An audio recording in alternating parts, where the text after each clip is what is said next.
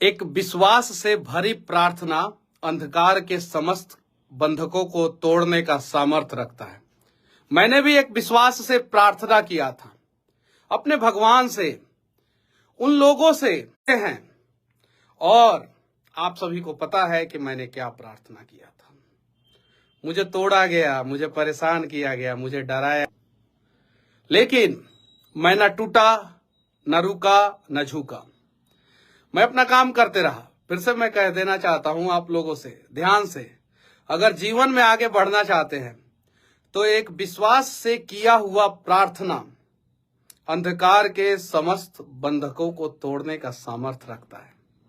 और शायद मेरा प्रार्थना जो है सुना जाएगा। हमारी कहानी हम ही को पता, बर्बाद जवानी हम ही को पता। सब लोग कहते हैं मनीषवा जिंदा दिल हो तुम, सब लोग कहते हैं मनीषवा जिंदा दिल हो तुम, लेकिन मनीषवा कैसे जिंदा दिल है वो मनीषवा को ही पता। बस बिहार में एक तूफान आया हुआ है, और जब से मैं जेल से बाहर निकला हूं वो तूफान ना जाने कितने सारा बवंडर का रूप लेके जो है ना जाने कहां कहां क्या क्या कर दिया है। मान और सम्मान की जब लड़ाई हो ना, सुन लीजिए ध्यान से आप लोग, जब मान और सम्मान की लड़ाई हो, मान सम्मान और अभिमान की लड़ाई हो ना, तो अकेले रह लेना, लेकिन किसी के सामने झुकना मत। जब मान सम्मान अभिमान की लड़ाई हो तो अकेले रह लेना, लेकिन किसी के सामने झुकना मत। खुद को टूटने न देना। खुद का सम्मान करोगे ना तो दुनिया तुम्हें सम्मान करेगी। बहुत सारे लोगों ने बोला, बहुत बोलता है मनीषवा। मनीषवा केवल बिहार और बिहार के लोगों के लिए बोलता है। नया मुख्यमंत्री देखने को मिलेगा बहुत जल्द आप लोगों को, उप मुख्यमंत्री भी नए होंगे। कहानी अभी खत्म नहीं हुई है, अभी तो शुरू कर रहे हैं हम लोग। और अब राजा के बेटाओं की कहानी नहीं लिखी जाएगी, अब गरीबों की कहानी लिखी जाएगी, उनके स्वाभिमान की कहानी लिखी जाएगी, उनके साथ जो अपमान हुआ है उसकी कहानी लिखी जाएगी। अब बड़े बड़े राइटरों जो है ना, महलों में बैठ के राजकुमार के बारे में नहीं छापेंगे, अब उनकी कहानी छापेंगे जो मान और सम्मान की लड़ाई में अकेला तो रह जाते हैं लेकिन कभी टूटते नहीं हैं। विनती है आप सभी से, किसी को इतना मत दबाओ कि उसके बाद से उसके अंदर का डर और भय खत्म हो जाए। अभी भी मेरे खिलाफ बहुत सारा साजिश हो रहा है, सारे चीजों से पर्दा हटाऊंगा। जो करना है कर लीजिए, फर्क नहीं पड़ता, ठीक है। बवंडर आया है बिहार में, और ये बवंडर जो है ना राजनीतिक पॉलिटिकल बवंडर है, ठीक है। बवंडर के बाद क्या होता है पता है ना, जितने रास्ते में जो है धूल मिट्टी जो होता है ना वो सब साफ हो जाता है और रास्ता सीधा हो जाता है, ठीक है। जब भी तुम्हें लगे कि तुम खत्म हो गए हो ना, जब भी तुम्हें लगे कि तुम खत्म हो गए हो ना, तुम्हारे पास कोई ऑप्शन नहीं बचता है ना, तो वहीं से तुम्हारी जिंदगी चालू होती है।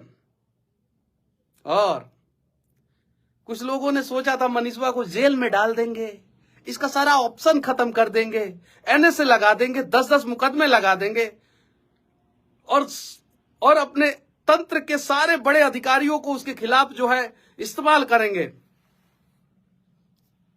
आपने हमारे लिए ऑप्शन खत्म करने का प्रयास किया और वहीं से तो हमारी जिंदगी चालू हुई। आप लोगों ने अपने लिए चिकना चिकना सड़क बनाया और हम गरीबों के रास्ते में खड्डे खोद दिया। अरे छलांग लगाना तो आप ही लोगों ने सिखा दिया कि खड्डा को कैसे तड़प के पार करना है। हरशंकर परसाई जी का नाम सुने हैं? अरे पढ़े लिखे होते तब ना आप लोग, अरे हाँ सब लोग तो, कुछ लोगों को हम बोल। हरशंकर परसाई जी एक राइटर है, कमाल के राइटर है। उन्होंने लिखा कि इस पृथ्वी पर जनता की उपयोगिता, लोकतंत्र में इस पृथ्वी पर जनता की उपयोगिता सिर्फ वोट मात्र भर है, और उस वोट से सिर्फ मंत्रिमंडल गठन किया जाता है। हरशंकर परसाई जी का है, मेरा नहीं है, वो जब थे तब लिखे। और उनकी लाइनें जो है उस समय देश के लिए सटीक बैठती थी। उस समय हरिशंकर प्रसाद जी 70, 80, 90 के दशक में लिखे थे, उसके बाद लिखे, तो उनकी लाइनें उस समय सटीक बैठती थी। अब वो सारी लाइनें जो है बिहार के लिए बैठती है। बिहार के लोगों को आप लोग सिर्फ इतना सोचते हैं कि ये वोट देंगे, हम विधायक, सांसद बनेंगे, मंत्री बनेंगे, मुख्यमंत्री बनेंगे, और जनता की उपयोगिता सिर्फ और सिर्फ 5 साल में एक बार आएगी, और उस समय जाके जो है हम पैर पकड़ के माई बाबू दादा कह के जो है वोट ले लेंगे। अरे सरकार किसी की भी बने, मनीषवा सवाल करेगा आंखों में आंखें डाल के, साजिश कोई भी करे, मुझे फर्क नहीं पड़ता। ये चीज है, बस तैयार हो जाइए। उम्मीद है कि नया बिहार का नींव अब पड़ेगा। उम्मीद है बिहार को बाढ़ से मुक्ति मिलेगी। उम्मीद है कि बिहार में भी इंडस्ट्री आएगा। उम्मीद है कि बिहारियों का पलायन रुकेगा। और ये उम्मीद जब तक पूरा नहीं होगा तब तक हम लड़ेंगे। और इस बात का भी उम्मीद है कि जब तक हम बिहारियों के सारे उम्मीदों को हमारे यहाँ के नेता पूरा नहीं कर देते, तब तक हमारी लड़ाई जारी रहेगी। बस फिर से मैं कहना चाहता हूं, ध्यान से आप लोग सुनिए, राजा का बेटा राजा अब नहीं बनेगा। अब जो हकदार होगा वही राजा बनेगा। और विरासतों से नहीं तय होंगे सियासतों के फैसले।